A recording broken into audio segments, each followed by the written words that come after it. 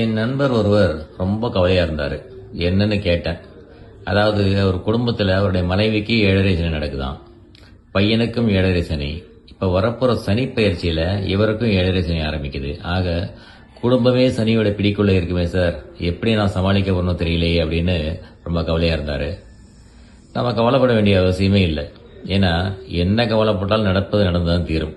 அது ஒரு விஷயம். இன்னொன்னு, நம்ம கவலைப்படுறதுனால சனி பகவான் அங்கேயும் நிட போறதில்ல.